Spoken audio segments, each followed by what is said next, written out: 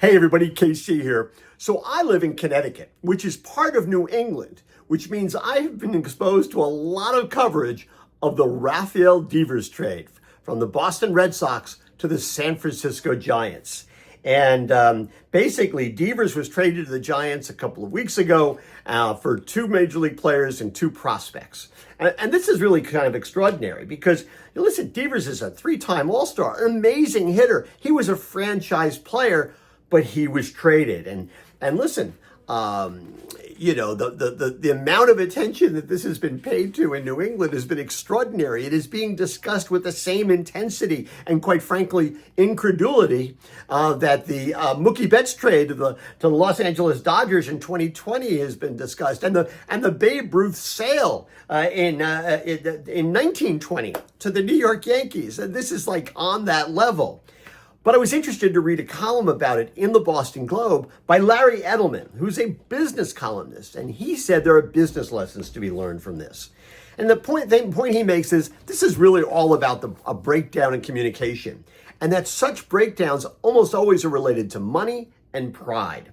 And a lot of the breakdown came because the Red Sox had such a terrible relationship with this player who they were paying hundreds of millions of dollars that he was unwilling to move to play first base. He was a third baseman and designated hitter. He refused to make the move, even though the owner of the Red Sox at one point flew to Kansas City, which is where the Red Sox were playing, to beg him, and I think that's the right word, to beg him to make the move, and he wouldn't do it.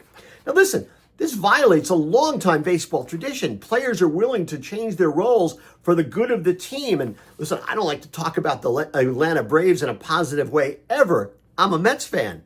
But let's face it, that's exactly what John Smoltz was willing to do. He was a fantastic starting pitcher. When he came back from Tommy John surgery, he became a reliever because that's what the Braves needed. And then when the Braves needed him to become a starting pitcher again, he did that as well. Again, that's the baseball tradition. Devers clearly was not up for that. Now, listen, it is interesting, though, once the trade was made and Devers did a press conference with the Giants management, he made a point that he was willing to play any position the Giants would ask him to play. He would do anything for the San Francisco Giants, which I think is sort of like giving the Red Sox the middle finger. We'll see if his relationship with the Giants is as good in a couple of years as it is right now. And that'll be up to the Giants to kind of manage that. Look, Edelman makes the point that these kinds of communication breakdowns don't just take place in baseball teams or in sports.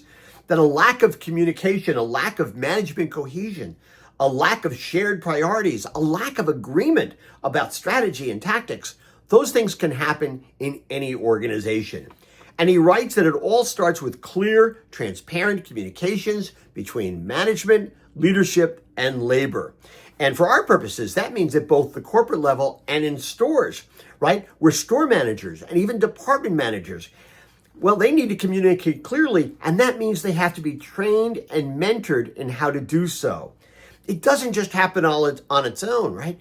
Leaders and managers, they need their own version of spring training, and they need constant practice that gets them into shape to lead the people for whom they are responsible, for whom they're responsible of nurturing and mentoring, and also about getting the best possible performance out of those people.